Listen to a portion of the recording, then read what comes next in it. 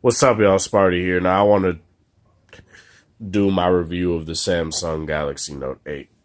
Now, I've had this phone since Monday, and I feel I've had more than enough time to put this phone through my testing and see how it holds up. Now, if you're a Note fan of old, I want to reassure you that I'm also a Note fan of old. And this phone keeps the Note name. It does the Note name justice. It's not something that a lot of phones do with grace, where they come, they do something. I do feel that Samsung has gimped the Note in some ways, just making it look like a slightly different version than the S8 Plus, but it's like, at the end of the day, it's their design now. So we kind of have to live with it. I'll get through with my hates with the phone right now. No IR blaster, no removable battery, which even the last holdout of that specific feature has come and gone with the LG V30. But hold on, let me turn this light on here. But as I said, when the V30 was rumored to not have a removable battery, if they have great battery optimization, I'll lose the removable battery and stick with water resistance any day of the week. And despite the fact that I hate that the option to not have a removable battery is no longer present in flagships anymore, I do appreciate that they've at least addressed the battery issue in some way, shape, or form. Do I still wish that the battery was bigger in the Note 8? Hell yeah. But when I get to the section of where I talk about battery life, I'm pretty sure Note fans won't be disappointed with how this phone holds up as far as that goes. So the things I don't like, no IR blaster, removable battery, I can kind of be like, it's no longer around anymore. But Huawei still does IR blasters, so why? I really hope that sometime in the future, Samsung or even LG will bring that back. Another thing I don't like is just this glass sandwich design. I think that is just oh, fuck. I just think that's not necessarily something that's durable enough to handle stuff like falls and stuff like that. But even as I said before, I don't necessarily drop my phone that much. I don't put my phone in a lot of different situations that would make it so I would need a case. So it's not necessarily something like, even that minor fall there isn't something that's so terrible that I would need a case. You know what I mean? But yeah. Another thing I don't like is Samsung oversaturating my photos, and that would be in the camera performance section more, but I just want to get that out of the way now. I don't like how Samsung oversaturates every photo I take. It's just something that looks cartoony, looks like a Michael Bay film to me, and I don't like it at all. And it kind of hinders my feelings about the camera in a lot of ways, in a very critical way, in my opinion. And I just want to get that out the way right now. Okay, so let me talk about build quality / design. Build quality on this phone is great. It's phenomenal. Nothing is necessarily bad about it. There are no seams aside from like the obvious seams around the display and stuff like that you kind of have to see because this phone was assembled. But I like how the display and the metal feel like it's all one piece. It doesn't just feel like, it's not a clear indication that, this is metal, this is glass. It feels like it's one piece. And I think Samsung has done a great job with making it feel that way. The phone is hefty. It feels not like a brick, but it just feels like it feels substantial compared to something like the V20, which isn't necessarily the lightest phone in the world, but it's light. the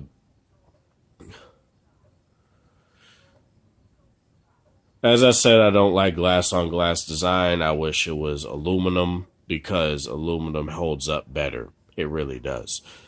Sure, you'll get scratches and dings and maybe even dents if you do some weird shit with your phone, but I don't necessarily go through that, so I can't necessarily talk about that. Now, hardware out of the way. To get that out the way, I'll talk about specs. 5.5. I'm so used to saying that. 6.3-inch Super AMOLED Quad HD Plus display. That's 2960 by 1440. Has an 18.5 by 9 display. It has an always-on display, as you guys can see here. It has an 8-megapixel camera on the front, iris sensor. You have your infrared sensor up here on top, so that it will actually it helps. It really does. It helps with like the phone being able to scan your eyes in low light. And it really does work. It doesn't work 100% of the time, but it works pretty well. You have your USB Type-C on the bottom. You have your typical S Pen, your speaker, your 3.5 millimeter headphone jack. You have your SIM, if the phone will focus. You have your SIM card slot right here, I think. Yeah, right there. I don't pay attention to the top of the phone. I'm sorry. Because there's nothing up there other than that and a microphone. So you have that. On the front, there's nothing but screen. No home button, no capacitive buttons, just screen and a navigation bar. Now, another thing I'll say I have a gripe with as far as Samsung software goes, one like minor gripe is that I wish they had the notification drop down actually in the nav bar like LG does. Mainly, it mainly has to do with stuff like going from my V20 to my Note 8 and just being kind of confused at the moment. It just remembered, oh, I got to swipe on my, my fingerprint scanner to get to that, And it's not necessarily the worst thing in the world. It's just a minor adjustment I got to go to any time I go from this phone to the next phone. You know what I mean? And sometimes I do that shit on my fucking V20 where I swipe on my fingerprint sensor thinking it's going to work. I'm like, oh, wait, no. I just press down on the nav bar. I have it right there. That's a minor thing. That's not necessarily a hit on the Note 8, but I just wanted to make a point of that. Now, the fingerprint scanner placement is something that doesn't bother me either. Because as I've said in the past with like the Note 5 and stuff like that, I naturally rest my finger. This is obviously where the fucking heart rate sensor used to be, which I've always put my finger in that groove with my Note 5, so it's kind of like a natural resting place for my finger. So it's not the worst for me. Would I rather have it somewhere better on the back? Yes. But for now, until in-screen fingerprint scanners become a fruition, which might actually happen next year, I'm okay with how this does it. I'm not like me like, oh, it's amazing, because it's not. It does have its finicky moments, but it works most of the time. It works when it matters, and even when it doesn't, I use face recognition, which works quite a bit. You guys can see it like a little bit. Like it's trying to... You guys can see it. It works very nicely. You don't have to worry about stuff like it actually can't even do it unless I have my glasses on. But a very fucking weird thing is that I gotta have both eyes open. Well, I guess not. I guess it was only because didn't have my glasses on. I don't fucking know. But either way, it works fast. It's nice. I do wish they had two-factor authentication, though. That's what I do wish they had, so that if someone happens to get my phone with like a photo of me, they'd still have to use a fingerprint or something of that nature. Or like a pattern or a passcode or something like that. That would be really nice. Maybe sometime in the future. Now, I've talked about build quality. I've talked about I don't know where I stopped. But I guess now what I'm going to go into is software now. Software on this phone is great. It's the best that Samsung has done. I haven't used the S8 and S8 Plus, so I can't necessarily talk about those phones. I'm going to talk about what I experienced with this phone. And this phone is very fast. It's very snappy. It feels good to, go from, place to place. To go from app to app.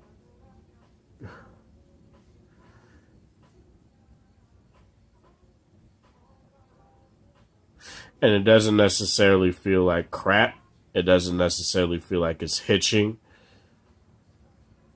While I would, except for that part, granted I have a lot of apps open in the background, so keep that in mind too. Because I did an original video, but I wanted to do a better video. So here we go. So software is nice. It runs Android 7.1.1. It just got an update today. It's supposed to get an update for 4K 60 frames per second on the camera, I guess in lieu of what Apple announced with the iPhone 8 and iPhone 10. But why Samsung didn't just include that in the first place is beyond me. They should have just fucking did that. If I'm to be completely honest. But this kind of pseudo physical home button does actually kind of feel like you're pressing in the display. So it really does actually feel like a real home button. I do wish they did have stereo speakers though. That's another hardware thing that I wish they would have done, but maybe next time, right? The inline speaker the speaker itself is actually loud enough for me, so it's not a sticking point. I'll show you guys here real fast.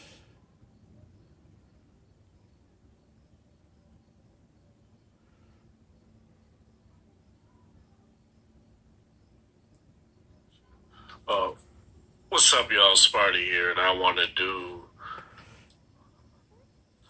my impressions of the Samsung Galaxy Note 8 after. As you guys can hear, it actually doesn't sound as bad as people have been saying. So, it sounds average. Yeah, of course, but the average is good. That's what you got to keep in mind. Now, battery life, which for a Note user is something that is very important, right? Because every single Note, from what I've heard, the Note 5 had good battery life, but didn't necessarily have the greatest battery life. My Note 3 did have great battery life, though. The battery life on this phone is insane. There's no other word to describe it. It's actually very good. For me doing 3-4 hours of podcasting throughout my work night and stuff like that, it only dropped 20% from not even, maybe 15% or so, going from 96 to in the lower 80s or something like that. And whatever Samsung did to get battery life to where it is now, I know it's not just RAM. I know it's probably not just strictly, Android 7.1. Because it also has to do with the optimization of the phone OS and user interface as well. So Whatever you did, Samsung, to get this, don't fuck it up next time. Because that is a good feature and I like it. It's a very nice way to gauge Note users. I got 5.5 hours of screen on time out of this phone. And that's very ample for me. But standby time or just like streaming through Bluetooth time is what is critical for me because I work overnights. And to compare, my V20 drops from like 96 to maybe like 60 or 50 after like a 4-hour period, where this only dropped to 80 something within a 4-hour period. So just keep that in mind.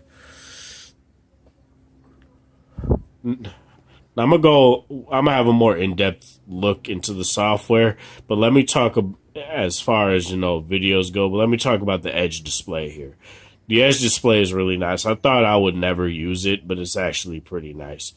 You have one for weather, you have one for like Smart Select, your music, stuff like, device maintenance and stuff like that. Say you don't necessarily want to find your phone and also find stuff on your phone. I'll get to Bixby for that too.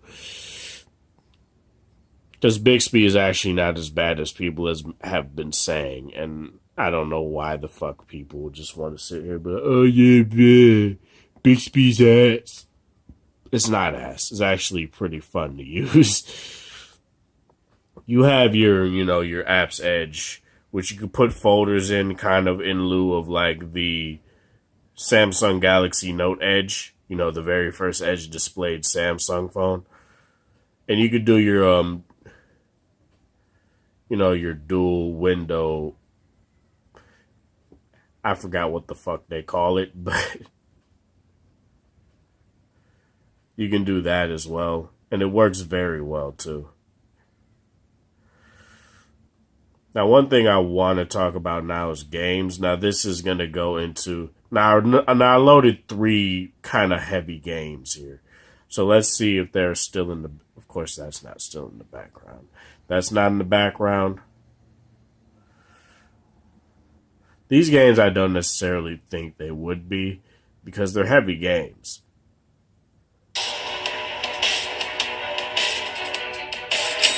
Okay. Okay, Future Fight. Future Fight's still on.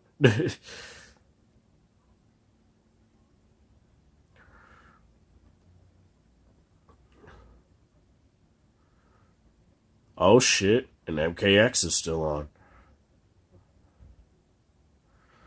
Now let me show you how quick MKX loads. It loads very quick.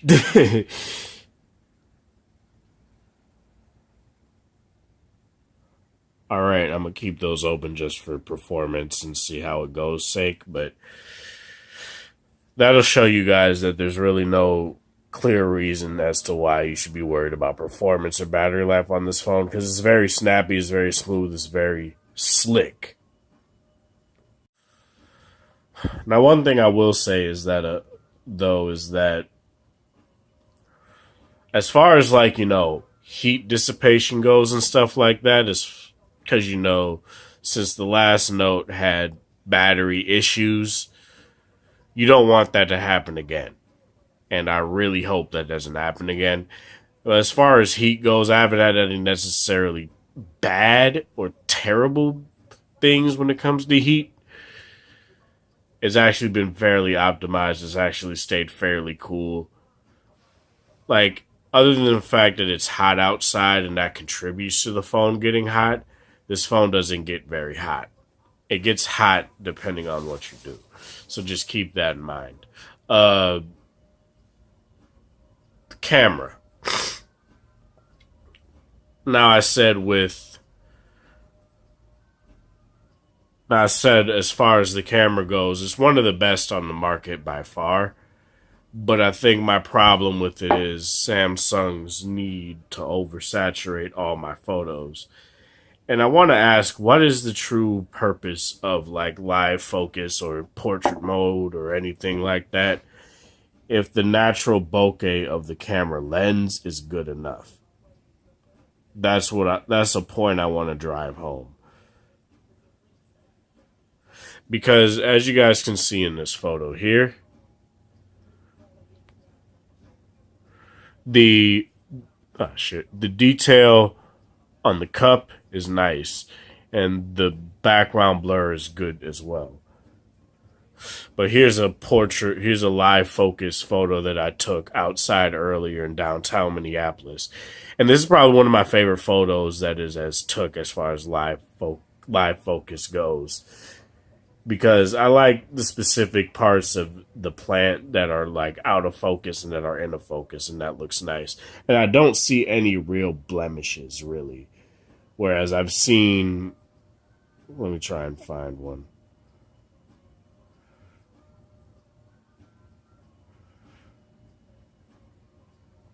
Okay, so with one I took in the library with my V20, as you guys can see, there's that blemish right there. That right there. And it's not necessarily like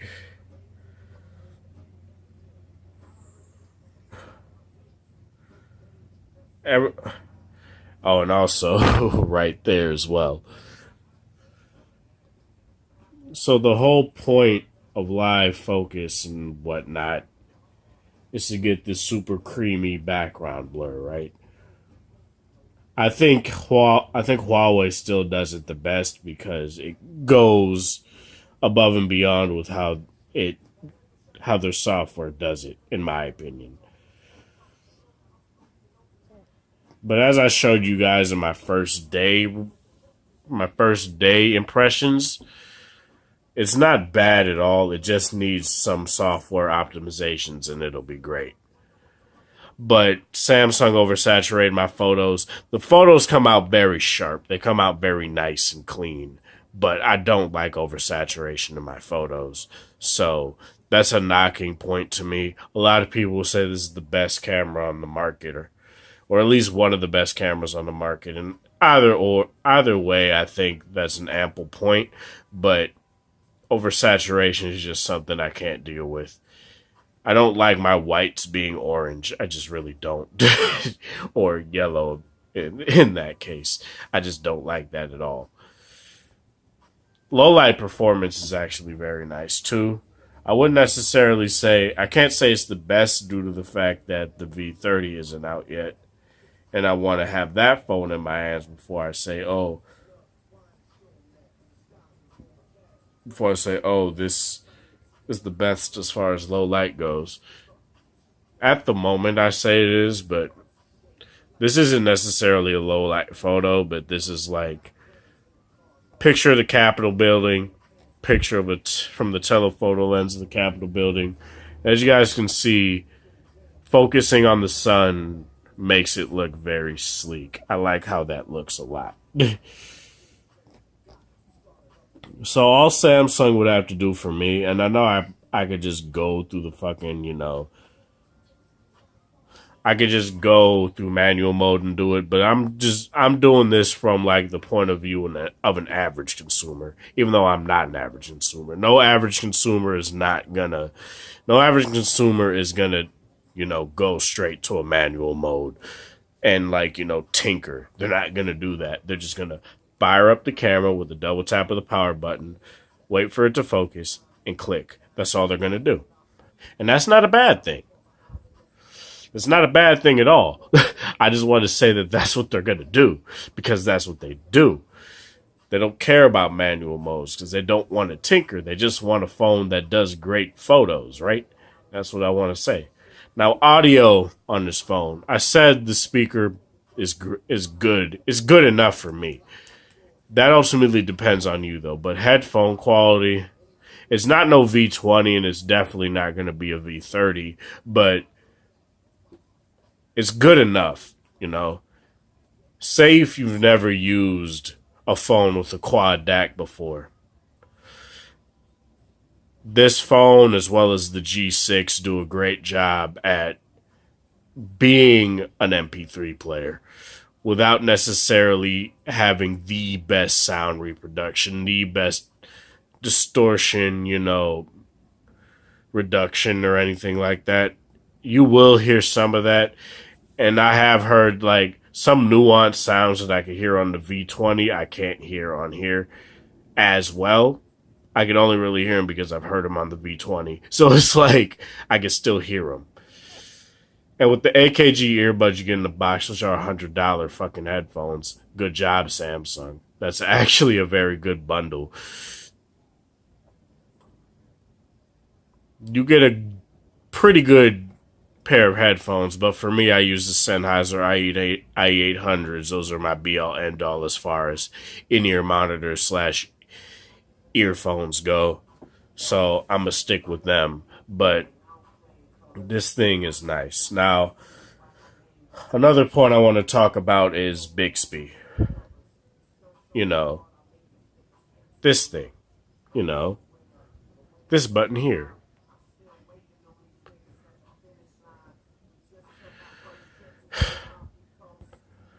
The hate that it's gotten from the S8 and S8 Plus, its original incarnation, I think it's gotten a bad rap. And what people need to realize is that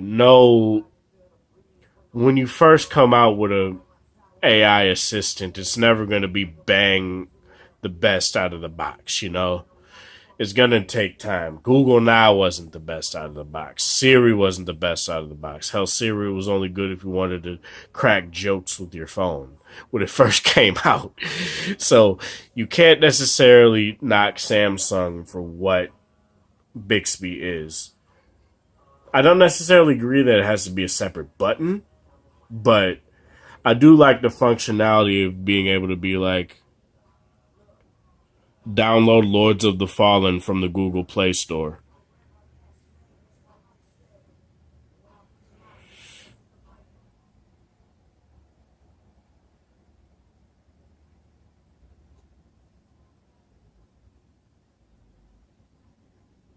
Let's check the screen first. And it'll download it for you.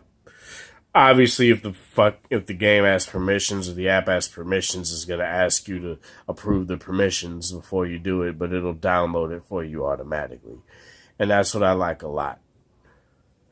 Is that if you don't, you could even be like, start a live photo.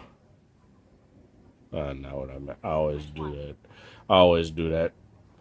Start a live focus photo.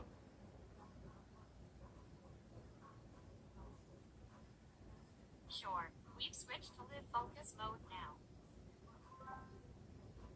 There you go. Now you see you get experience points every time you ask Bixby to do something. Now what that does really is it allows you to get, Samsung rewards points. And what that does is that it allows you to go through their promos. Now I have been using Samsung Pay. This is the first time I've used Samsung Pay. You go to redeem, and you can redeem for pretty much anything that they have to offer, from up to 120 points. And as you guys can see, I have 2,120 points, which I'm just saving up because I don't really have a real reason for doing that. But Samsung has done a bang up job with making Bixby useful, and I think it's a nice addition. So with that being said, how do I feel the Samsung Galaxy Note 8 holds up? Do I feel it's the best phablet on the market still? No. Do I feel that it's the best phone that Samsung has ever made? Fuck yes. Do I feel that it's the best Note ever made? As much as I love the Note 5, yes. And a lot of people hate the Note 5. I feel that Samsung has knocked it out of the park this year. I think they did a great job at redeeming themselves for what happened with the Note 7 with this. If you were burned by any way, no pun intended, with what happened with the Note 7, whether it be having to send your device back due to the recall even though your phone was alright, or the phone having the problem itself. If that has happened to you, Samsung has done a great job at optimizing battery life, despite it having a smaller battery than the S8 Plus and even the original Note 7. And I've heard a lot of people say that this phone has been getting better battery life than the S8 Plus. And that's kind of crazy to me, because it has, 200 more milliamps than this, and this has been getting better battery life. So you don't have to worry about that. And keep in mind, I do use this in high performance mode. I don't use this at a GIMP mode, which Samsung does have it at out of the box, which I hate as well. But Samsung has done a really great job with this phone. It's one of my favorite phones of the year. And obviously my second favorite is going to be the V30. And that's going to be the match of the millennium. You know what I mean? If you're a Capcom versus SNK2 fan, you know what that is. But this phone is great. If you had any doubts about the Note 8 being great, put those to rest. But if you also want to wait for the V30 and see what that has to offer, just wait. I will be doing a video on that too. And I will be doing more videos as far as gaming and as far as all that goes. As I said, I want to compare it to the Shield as well as the V20 and the V30. So I want to see how that goes. And the V30 has even more control over what you can do with your game. You can control the frame rate and stuff like that, for Christ's sake.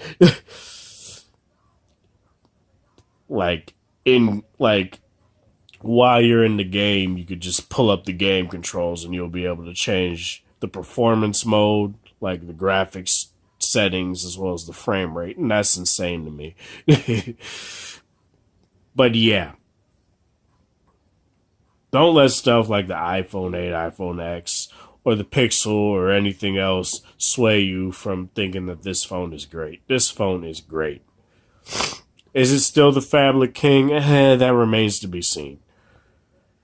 But even if it gets dethroned, it's still up there as the first phablet ever. It started the trend. And it'll keep that going on for probably until Samsung has a similar problem happen again. And I really hope Samsung would just say fuck the S8 or fuck the S8 Plus or S9 Plus. Just release either a Plus variant or just call it the S9 and just have it have a bigger screen and just release a Note. I just wish they would do that. But obviously that's not what the market wants. So we'll just have it how it is. Hell, fucking Apple is kind of copying them in a way. Where they have 3 phones that are different sizes. Samsung has 3 phones that are different sizes. Oh, and as well, I just want to talk about one-handedness. This phone feels good to use with just one hand. It doesn't necessarily feel like crap. It doesn't necessarily feel like the best thing. It doesn't feel bad. It does feel amazing. But you'll have your issues if you have small hands. Just keep that in mind. So yeah, that's pretty much it.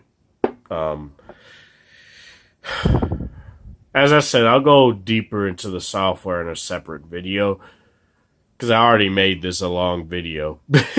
I don't want to make this like an hour long. But yeah, this is Sparta. Thank you guys for watching. Thanks for the support. I hope you guys have a wonderful evening and have a good one.